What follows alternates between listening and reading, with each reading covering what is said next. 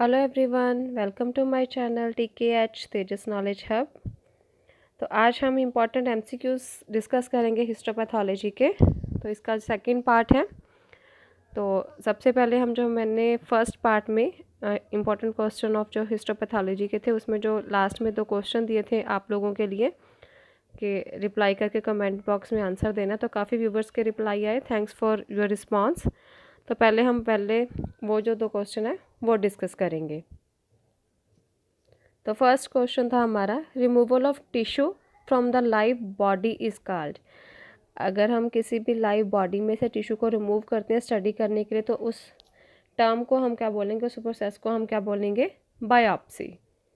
Then second था हमारा, the study of cell which are shed spontaneously from the epithelial surface of the body is called.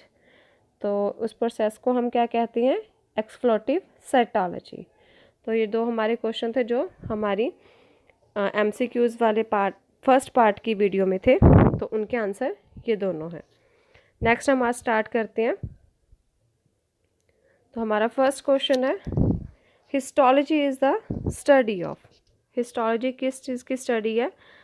तो हमारा answer है normal tissue.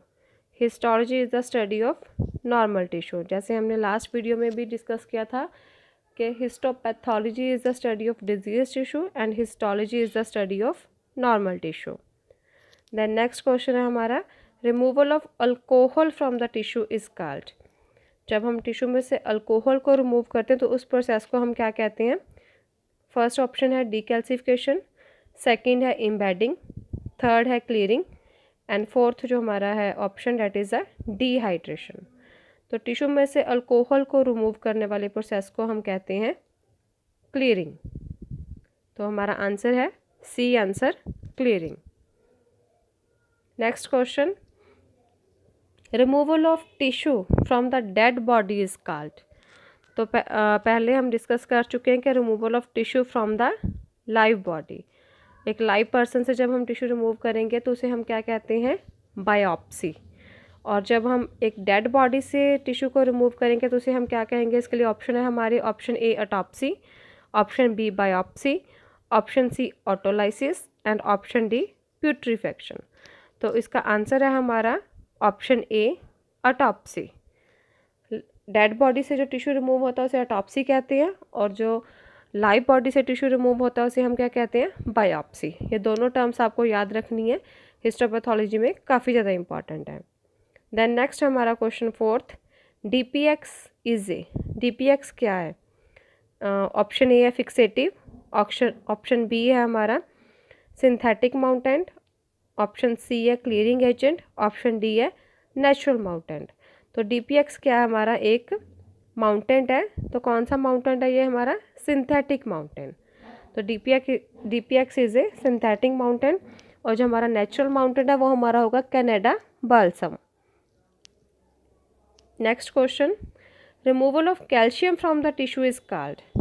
जब हम tissue में से कैल्शियम को रिमूव करते हैं तो उस टर्म को हम क्या कहते हैं? हमारी ऑप्शन फर्स्ट है embedding, option B dehydration, option C fixation and option D decalcification.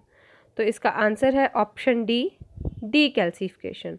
तो वो टिश्यू में से जो है कैल्शियम को रिमूव करने का जो प्रोसेस है हम उसे क्या कहेंगे? डीकैल्सिफिकेशन। देन नेक्स्ट हमारा क्वेश्चन है, CO2 carbon dioxide is used as a cooling agent in. Carbon dioxide gas को हम एज ए कूलिंग एजेंट कहाँ पर यूज़ करते हैं? ऑप्शन ए है हमारा freezing microtome, option B cryostat microtome, option C Cambridge microtome और option D rotary माइक्रोटॉम। तो इन माइक्रोटॉम्स में से किस माइक्रोटॉम में हम कार्बन डाइऑक्साइड को as a cooling agent use करते हैं? तो हमारा आंसर है option A freezing microtome. Then next है, digestion of tissue by microorganism is called. जब जो टिश्यू की डाइजेशन होती है बाय माइक्रो ऑर्गेनिज्म उस प्रोसेस को हम क्या कहते हैं? ऑप्शन ए है हमारा autolysis, option B autopsy, option C putrefaction और ऑप्शन डी है बायोप्सी। तो हमारा आंसर है option C putrefaction. digestion of tissue by microorganisms called putrefaction and self digestion of tissue is called autolysis। ये दोनों terms ही important है histo में, ये आप दोनों टर्म्स आपको याद रखनी है। द नेक्स्ट हमारा क्वेश्चन है which of the following is a natural stone for the horning technique. जब माइक्रोटॉम नाइफ को शार्प करने के लिए दो टेक्निक्स यूज़ करते हैं, स्टॉपिंग और हॉर्निंग टेक्निक। तो हॉर्निंग टेक्निक में जो हम स्टोन यूज़ करते हैं उनमें से जो हमारा नेचुरल स्टोन है वो कौन सा है? ऑप्शन ए है हमारी Belgian yellow stone, option B है Arkansas, option C both A and B and option D है नन ऑफ दिस। तो हमारा आंसर है option C both A and B. ये दोनों ही हमारे क्या हैं? नेचुरल स्टोन जो हम हिस्टोपैथोलॉजी में माइक्रोटॉम के नाइफ को शार्प करने के लिए यूज़ करते हैं। नेक्स्ट हमारा जो क्वेश्चन है that is an instrument used for the cutting of thin section of the tissue is called. तो हिस्टोपैथोलॉजी में जो हम थिन सेक्शंस कटिंग करते हैं उस कटिंग करने के उनको कटिंग करने के लिए जो हम इंस्ट्रूमेंट यूज़ करते हैं उस इंस्ट्रूमेंट को हम क्या कहते हैं? ऑप्शन ए है हमारी autoclave, option B microscope, option C blade, option D microtome. तो हमारा आंसर है option D microtome. Microtome mainly हम यूज़ करते हैं for the cutting of thin section in histopathology. Next है हमारा question accelerators are use to. जो accelerators हैं वो हम स्टेनिंग में यूज़ करते हैं, किस पर्पस के लिए यूज़ करते हैं? To speed up the staining reaction, to slow down the staining reaction, option C है स्टॉप द स्टेनिंग रिएक्शन और ऑप्शन डी है बोथ ए एंड बी। तो इसका आंसर है कि हम एसिलरेटर्स कहाँ पे यूज़ करते हैं? तो आंसर है answer A to speed up the staining reaction. जो हमारे स्टेनिंग रिएक्शंस हैं उनकी स्पीड को तेज़ करने के लिए, फास्ट करने के लिए हम एसिलरेटर्स जो हैं वो ऐड करते हैं स्टेनिंग सोल्यूशन में। द नेक्स्ट जो हमारा क्वेश्चन है that is Landsteiner, Lang and Morganson discovered the. तो इस साइंटिस्ट ने कौन सा जो माइक्रोटॉम है वो डिस्कवर किया था? ऑप्शन ए है हमारा freezing microtome, option B base sledge microtome, option C cryostat microtome और ऑप्शन डी रोटेरी माइक्रोटॉम।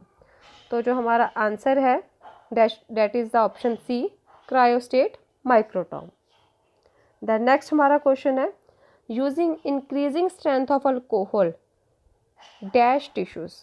जब हम अल्कोहल को उसकी इंक्रीजिंग स्ट्रेंथ में यूज़ करते हैं, जो उसके असेंडिंग ऑर्डर में यूज़ करते हैं, तो टिश्यूज़ को क्या होता है? टिश्यूज़ क्या हो जाते हैं? ऑप्शन ए है हमारा clear, option B dehydrate, option C rehydrate और ऑप्शन डी डीकम्पोज। तो जब हम अल्कोहल को टिश्यू प्रोसेसिंग में उसकी असेंडिंग इंक्रीजिंग स्ट्रेंथ में यूज़ करते हैं तो टिश्यूज़ क्या हो जाते हैं? तो हमारा आंसर है ऑप्शन बी डिहाइड्रेट्स। तो अल्कोहल क्या कर देता है? डिहाइड्रेट करता है टिश्यू को, टिश्यू में से जो वाटर कंटेंट है उसे रिमूव कर देता है। तो ये थे हमारे आज के इम्पॉर्टेंट हिस्टोपैथोलॉजी के क्वेश्चन। तो नेक्स्ट दो क्वेश्चन हम पिछली वीडियो की तरह मैं आपको दो क्वेश्चंस दे रही हूँ जिसके आंसर आपने कमेंट बॉक्स में कमेंट करके मुझे बताने हैं। Tissues can be left in dash fixative for a long period of time. तो टिश्यू को हम किस फिक्सेटिव में एक लॉन्ग पीरियड के लिए प्रिजर्व करके रख सकते हैं? कौन सा फिक्सेटिव है वो? फॉर एग्जांपल जैसे हम 1 साल के लिए प्रिजर्व करके रख सकते हैं, तो वो फिक्सेटिव आपको बताना है कि कौन सा है। तो ऑप्शन ए है हमारी 10% normal saline, option B 10% buffer formalin, option C formalin, option D 10% saline. तो नेक्स्ट हमारा क्वेश्चन है जो क्या है? Property of an ideal fixative is.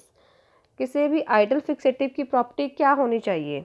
It should be toxic, option B it should be cheap, option C it should be prepared before use and option D it prevent the autolysis and the putrefaction. तो जो हमने पहले discuss कर चुके हैं, तो आपने बताना है कि एक आइडल जो फिक्सेटिव है हमारा उसकी प्रॉपर्टी क्या होनी चाहिए। तो इन दोनों क्वेश्चंस के जो आंसर आप मुझे कमेंट बॉक्स में रिप्लाई करके बताएंगे। Thanks for watching. If you like my videos please subscribe my channel, like, share and comment. Thank you.